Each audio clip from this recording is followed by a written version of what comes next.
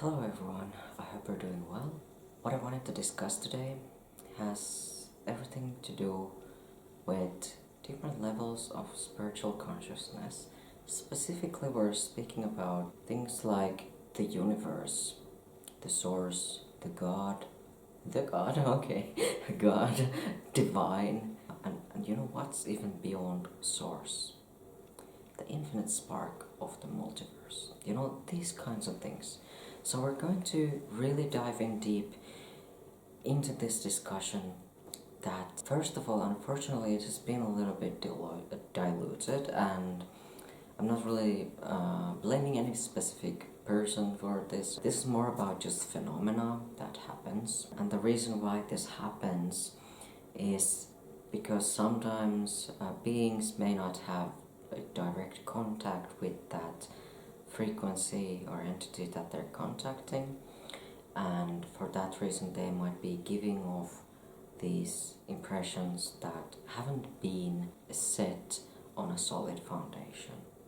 And there's also other reasons for this. Sometimes beings may just repeat information they heard from somewhere, and sometimes even just the way that people qualify their energy when they speak about this. So this might be even though they have had a certain experience, certain encounters, certain even embodiment of these frequencies, they may, still do this by accident. And so mostly I would say this is because, yes, spirituality and ascension has all been a lot more popular these days.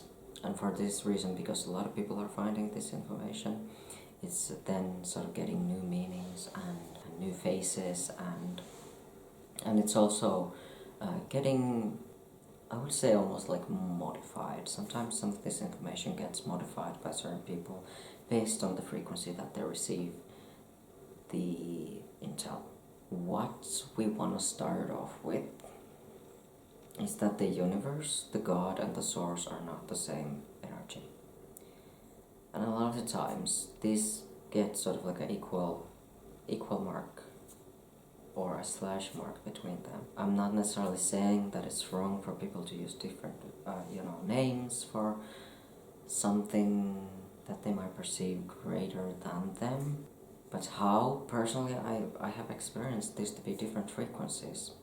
So that's just what I'm speaking of, just how my level of consciousness has perceived, received, incorporated, and even expressed these frequencies, because we do express these on microscopical level, and we can really experience these frequencies much more than we let ourselves even, because sometimes we sort of do this separation process where, and I mean, even the whole existence of anything else but source is a separation process, really. And there's a lot of diverse frequencies that exist here, and that's important. That's an important part of our existence as spiritual beings having a human experience. And so the separation from the spark of all creation, that is how I like to call it these days, because the word source, even though a lot of people, myself included in the past, I used to think of the spark of all creation as source. But how I sort of start to believe it now, it's actually interesting, because it seems to be very specific to humans, animals, and all the beings that are in contact right now with humans. But there's so much more than our realm, right? There's so much more. And because there is so much more, we have to speak about the spark of all creation, not just this realm, right? And especially those of you who are like very advanced on your path, who are on some kind of a mastery path, those that are really going through some big leaps in your spiritual process, on your spiritual path, yeah, you're gonna understand this very easily. And this is going to be a very important puzzle piece to your process, because I just filmed a little video about and where I mentioned kind of how a lot of people are now saying that they are source.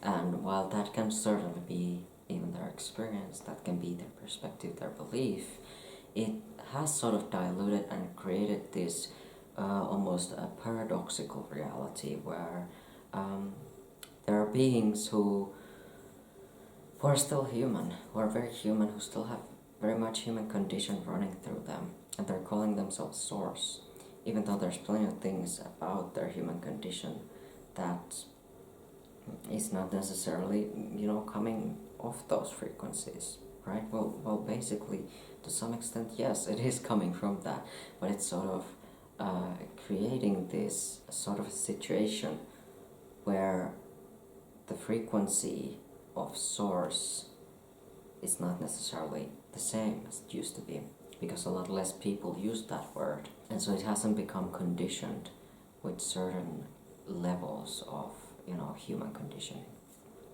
Yeah, it hasn't become conditioned by humans. And so even if we were to think about the Source as the spark of all creation, we are talking about the creation of this universe. And when we speak about the word God, it's sort of a personalized version of a deity or a divine being. And where Christians talk about God, it's not necessarily like this. Also is very personal, because some people really do experience the harsh God from like the Old Testament, and that's because they're contacting a certain entity, a certain thought form, or a being, maybe even a demon. They could be contacting actually a demon that's very mean to them. And on the other hand, the divine, the Source, the God, the benevolent God, a very different frequency again. And how I've personally perceived the spark of all creation is very different than what has been described in the Bible. Okay. And because it is also a force of divinity that is present in all religions as well. So it's not just this one religion. And that is what I find sometimes can make it a little bit complicated for people to understand it outside of the Bible, outside of that reference. Because they hear that word and they immediately associate it with one religion, or religion in general, right? When there is a spiritual experience to be had outside of religion as well.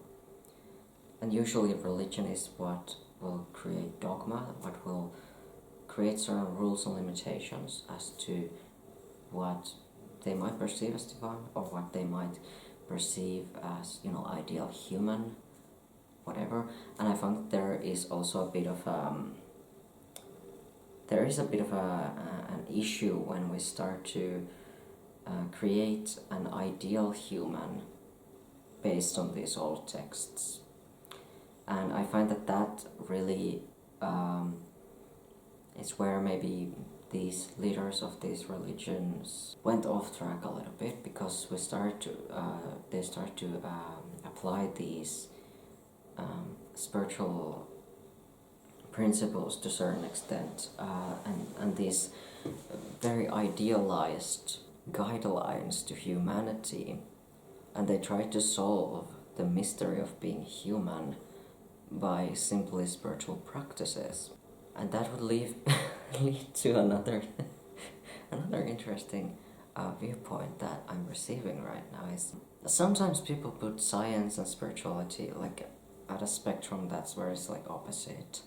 It's like almost like polar opposite, but they're not really. I mean, how else would there even be science to begin with? I mean, I know there's going to be opinions in the comments probably about this, but where else would science come if not the divine itself? The divine human who had an epiphany about the scientific things, right? And I mean, there's a lot of science and spirituality overlapping, like all the time. It's not like this black and white spectrum thing, really. It's a very versatile and colorful exploration that can go hand in hand. A lot of times it does. I mean, especially if you have followed Sandra Walter's teachings, you know what I'm talking about. Because that actually kind of leads me to the multiverse and the universe, right? So, plenty of universes exist, and on an energetic level we can tap into other universes as well. However, this universe that we live in, we might want to think of it as a container. So therefore the universe, while it does have its own consciousness, it's not necessarily something that's like punishing you or rewarding you or supporting you or technically yeah, but for the most part it's just responding to your frequency. And the same with the world, the earth, different beings on this planet, different beings on different realms. There's simply this interaction of energy going on at all times, constantly, and that is how creation also happens, because it's co-creation. And so therefore it's not really like because a lot of times I hear this, oh, is the universe punishing me? Is the universe supportive? Is it loving? Is it this, is that? But the truth is, it's just a container, almost as if it's a mirror that's bringing back to you, or it's showing you, it's maybe shining a little bit of light on some aspect of your life, of your energy field, that needs to be seen, that needs to be explored. And therefore it can give you different options. Typical example, you go to the grocery store and there's plenty of fruits that you can pick, right? And this part of the universe that you are in at that point is the grocery store on a very microscopic level. Maybe you're trying to find a fruit, but it's not in season. And in this situation, your will is kind of going against the grain a little bit. Doesn't mean that it's important to get that specific fruit, but it just means that it's going to be a little bit harder. And so this is, maybe you can understand a little bit what I'm trying to say here. The universe also has its ebbs and flows. It also, of course, contains all of these planets and stars and whatnot, and then it's contacted with the spark of all creation, which then simultaneously has all of these other multiverses. And all of these pieces, communicate with one another. And because of this, we are still able to tap into so many more frequencies than what's sort of contained in the universe. When we speak about the spark of all creation, everything at once, this is to kind of consciousness that, like I said, cannot really be put in one box. It cannot be put into, it cannot really be labeled that much. And out of there, we can create everything. When we start to overly label it or personify it or give it these different attributes, we start to dilute it and sort of fragment the frequency that it is, really. And this is also, what maybe might have been a part of the reason why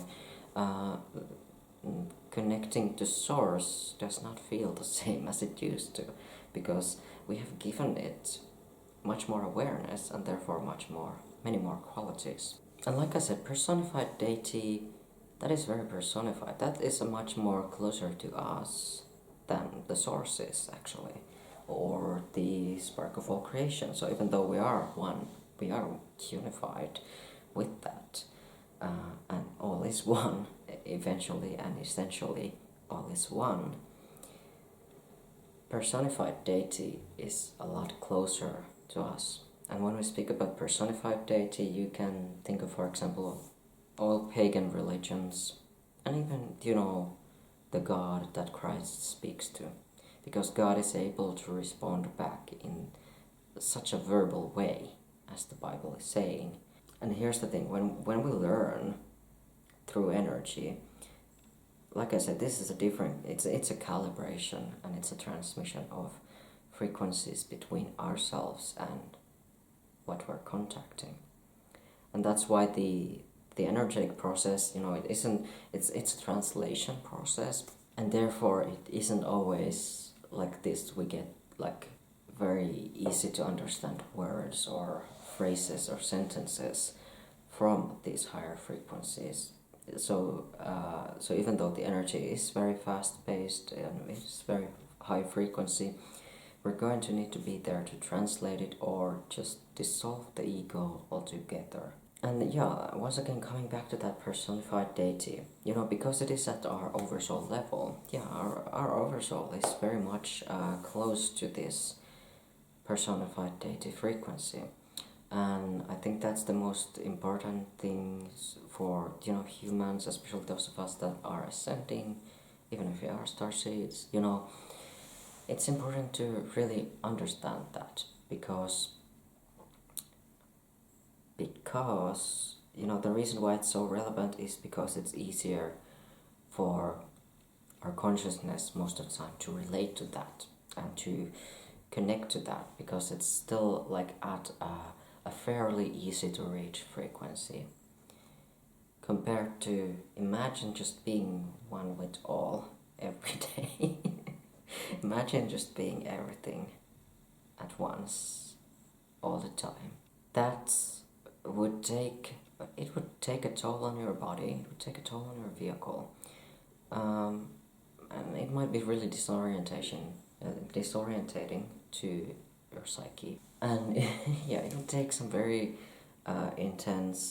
most likely would take some very intense work for you to hold in your field for that long. And that's certainly why, and a lot of times, this is a very sort of a challenging state to reach, and I'm gonna be honest, I haven't even reached it, and maybe because I say that it's challenging, it will be. So maybe I need to reframe that, and it's always okay to change your perspective on things. Okay, it's always okay to shift the little brainwaves. Okay, always okay. And so that's kind of a little insight, some perspective on how different these energies really are, and why, tuning in with them in their highest potentials, always listening to your own higher guidance is important. And in the previous videos I also spoke about spirit guides. Like, that was my topic for that video. Very important video, because there's also a lot of weird things going on about that. It's easy for us to contact our spirit guides as well. Should be, at least. I mean, if it isn't, then just leave me a comment below, maybe I can help you. But we're all here dabbling with different frequencies, and that's perfectly fine. And those of us that are very invested will go one step further to find the truth. And that's what I will end this video with. I hope this has helped you, enlightened you, and do let me know if there's something that you would like me to expand upon. I'm happy to create more content for you. Hello there. If you want some practical tools and deep insights into how to connect with pure source consciousness and how to have a clear connection with source, make sure you sign up to my newsletter. I will sure to send you my free class all about that. And you will also be getting some information about perhaps my new products and services and other helpful, valuable content into your inbox. And usually I will not send more than one email a week. However, if I do have a promotion going on, then I might send you more than once a week. But that is not going to be like a constant thing that I do. And either way, I do hope that those emails will serve you and the class will be amazing. You will not regret watching it. So do sign up right now if you want to know how to be in pure connection with Source. Thank you so very much, and I'll see you there.